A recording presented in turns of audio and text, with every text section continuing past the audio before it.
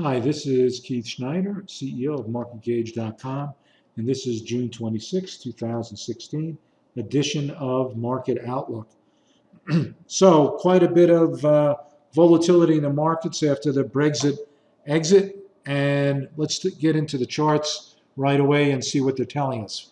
Well, first of all, you can see that the markets had a down week, but it wasn't as bad as one might expect, even with the 600-point down.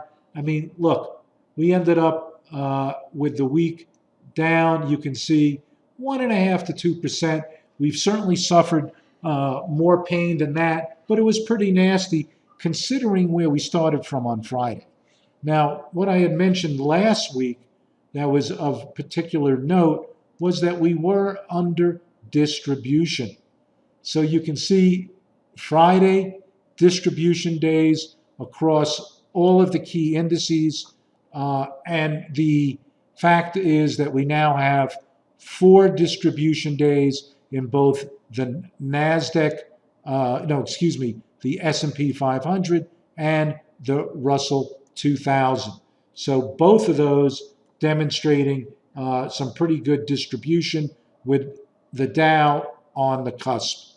So poor action, year-to-date change now into negative territory. NASDAQ's down pretty good, almost 7% for the year. So the point is, markets under pressure, volume definitely showing further weakness ahead. Let's take a look at what's going on in the sectors. Wow, look at this week. Stocks really moved into a weaker position. Let's take a look at what we see here.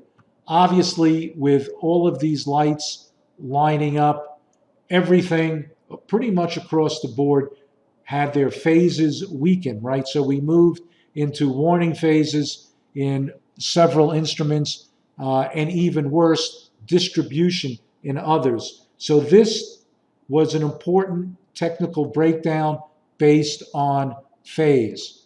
Very, very critical. A couple of things also to note. Look, utilities, which we had been pointing out, risk-off indication, definitely showing signs of strength. And even on Friday, the flight to some safety and some type of return was evident, as this did not go down with, of course, the S&P down 3.6% on Friday. Now, a couple of other things to note. Energy definitely got hit, though it's in the number 2 spot, along with materials. So things related to an economic slowdown or an economic growth got hit, right? Energy and materials. Consumer staples actually was down 1.9%, but outperformed the S&P by quite a bit. So, the market, when it gets hit that hard, generally takes everything down, with the exception of the utilities. So there was some real damage done here. And you can see conservative plays still outperforming in some cases, like utilities doing better and up on the day, or flat, while conservative down less. Okay, so that's important to note. And you can see over here where this is talking about the sectors and how many are up or down. You can see we got quite a bit of deterioration. And right now we have more sectors that are moving down than up, or it's about flat here on a daily basis. But look at this. In terms of the S&P, we'll get to the chart once again, but you can see we sort of pretty much stopped at the 200-day moving average. But moving down through the 50 puts us into a warning phase. Clear deterioration. So now the key thing is, are we going to cut through that 200-day moving average like a hot knife through butter, or is the plunge protection team going to find some reason to maybe let this thing get a little bit more weakness through it and then run back up for maximum pain on potential shorts. And it'll be interesting to see how far they can press this and resume its rally back over the 200. Our guess is that there's some important deterioration that has occurred. Okay, let's go to a couple of other things here. Like, we're going to look at the hottest sectors, hottest assets, and the weakest ones as well. So let's see what this table is telling us here at the moment. Well, clearly, right, long volatility got a huge boost, up 23%, not unexpected. The key thing, though, is what I have been pointing out is gold. Gold miners really put in a good day and a great week. We're back into a bullish phase in GLD, and the rest of the market gets weaker. And as you can see, pretty much across the board, biggest losers, countries, right? Spain down 16%. Italy down 15%. These are the ones that have the biggest question about their satisfaction with the EU, and hence they got hit the hardest. Meanwhile, biggest gainers, right? Gold miners, metal and mining, which has a lot of steel exposure, got hit pretty hard. So it's not really the alternative currency, but this got hit based on the fact that the components here are related to global growth. And again, silver, partly an alternative currency as well, doing quite well. So there you have it. And again, IBB, biotech, got hit really hard as a sector. Lots of deterioration in the various sectors. Okay, let's take a look at market internals and see what that's telling us. Interesting on this one. So you can see the S&P actually had been improving until really after the close on Thursday.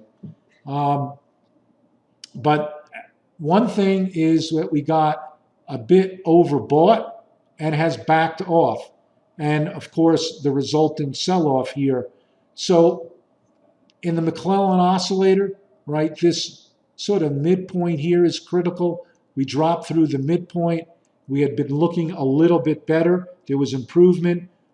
So you had sort of a touch of the upper end or the upper part of being starting overbought, sold off, got oversold here.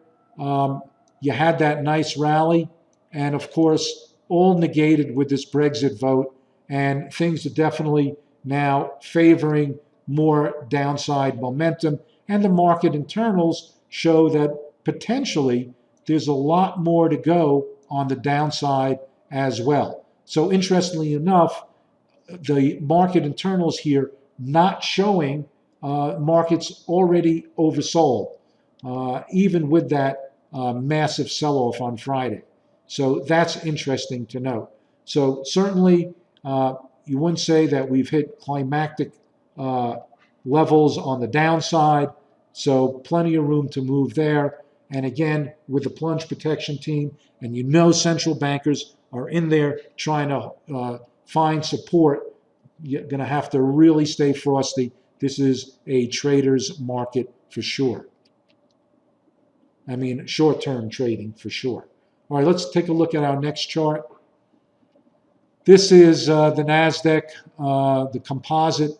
Let's take a look and see what those market internals are telling us. Remember, overall, that was in a much weaker position. And you can see we barely got above the mid part of the up-down volume. Looks like we're going to be under some pressure here. When we pass this midpoint after being above it, that's a negative. We're still, believe it or not, still sitting above it, so it's marginally positive. On the other hand, what's interesting to note is that the McClellan oscillator, which is really a longer term view going out 30 days or more, basically flipped back under the midpoint for a sell signal. Now, what is interesting, on volume, we definitely hit oversold levels, started to turn up. So a little bit more mixed. Interesting on the volume. Don't really trust this particular one. I wouldn't be surprised to see it get potentially more oversold. So net, you can see you got sort of a marginal plus on this one, definitely a minus on this. But again, if we cross back over on the 50, you can't argue with it. And on this one, sort of paused here on its buy signal, but hooking down and looking vulnerable to take out that midpoint. So I would give this one a slight positive to a neutral. And if it gets any weaker here, that would go to a minus. So pretty mixed on the NASDAQ composite. Okay, let's take a look at some more of the internals here. Okay, interesting. In the new high, new low ratio, really hasn't been affected by this recent sell-off. We're still trading above 70 level. That's pretty good. You can just say,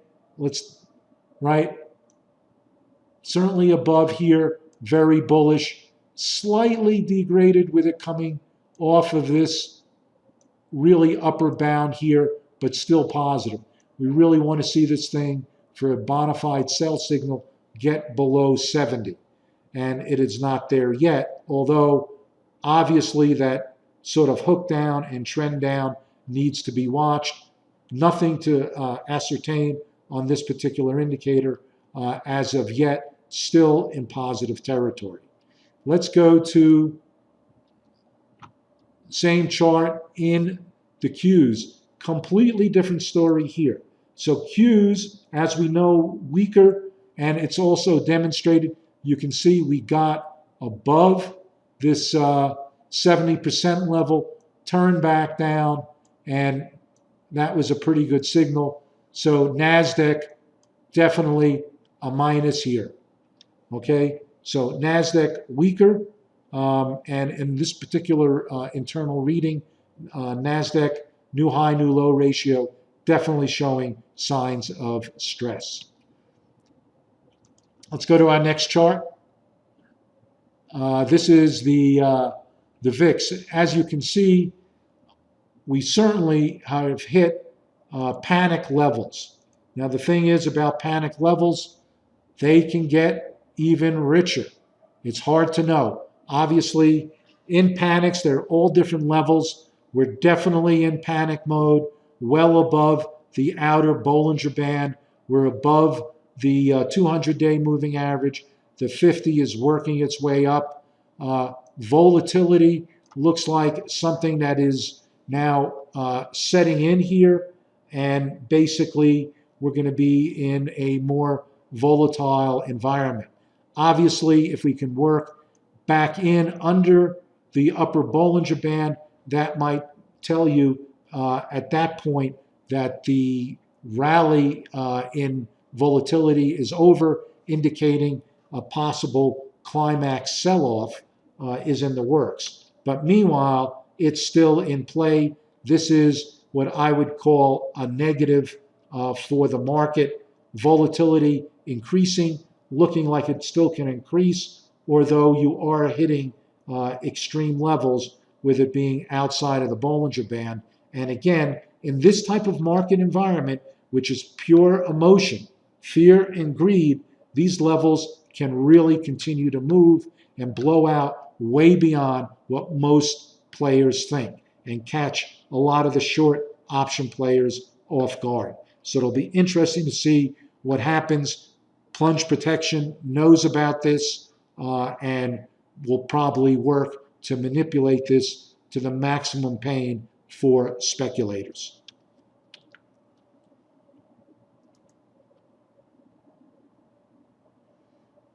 Same scenario here with another way of looking at sentiment and volatility. This is looking at 1 month versus 3 month. So this is VIX versus VXV. And in this particular chart, you can see longer term, we're basically trending down. And what is interesting, and I would say this is a bit more of a positive, that we are reaching extreme oversold levels in this particular indicator. We still want to see this thing start to hook back up, but on an absolute level, it's indicating potential climax levels are being hit. So you might have another couple days before you see a meaningful bounce. It all depends on how the markets play out. A bounce Monday morning would probably not be good. It would probably be a fade type of scenario. It would be really good to see a capitulation down here in the S&P, maybe below the 200-day moving average. But this is definitely more of a positive because it is in extreme oversold levels. Right? Just to be clarifying, again, we could get, a follow through on the downside, but at these absolute levels down here, by the time we get this blow off, we would probably get to even a more extreme level, which would engineer a potential bounce. So this is a good one to watch. And again, hitting pretty extreme levels, but still more to go. You still have this bottom level where under extreme panic we can get to. So we're getting close, but not quite there. So I would call this a slight minor positive. That sentiment on this down day here could actually end up in the next couple days with at least a capitulation low and a potential bounce, but still the longer term picture is not looking particularly good. Okay, one thing I wanted to show, one last chart.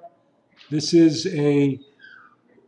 one chart on what we call our real motion indicators, which is all about momentum. One thing you can really see very clearly, I think I pointed this out last week if you're following these videos, that the market really has been rolling over on a longer term basis. It's just been running out of steam, losing momentum. So if you look at this, this is our longer term momentum. This is shorter term.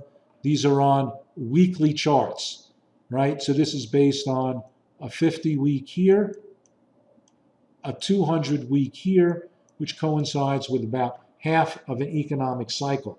So one thing you can see is, look, momentum started breaking down, right? The shorter term, the 50-week momentum broke down beneath the 200-week, looking quite a bit different than the actual price chart. So as you can see, we've broken down, and that occurred, right, well, into the mid part of 2015, and that had been put us on notice that the market was definitely in trouble. So this is on a long-term basis. But look, once we broke down, and then since that part of the breakdown here, where you can see the actual dots here are the measure of where we end up on a weekly momentum basis relative to this 50-week moving average of momentum. And guess what? Even with it just about hitting new highs, momentum was hitting resistance here.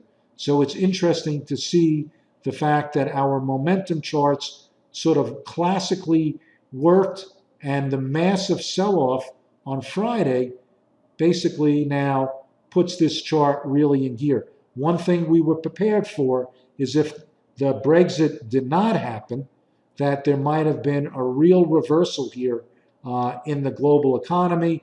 and hence would reflect in real positive movement and a change by moving above this blue line here, but instead we got an intense rejection. That was our biggest concern. It looks like to me that we're rolling over and you're really potentially susceptible longer term to a major sell-off.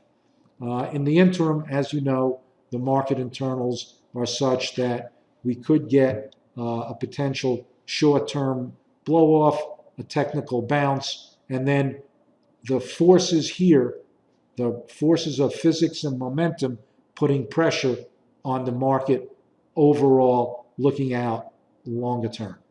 Okay, that's it for now. Hope you enjoyed this. See you next week. Stay frosty. This is really a volatile market, and you need a plan.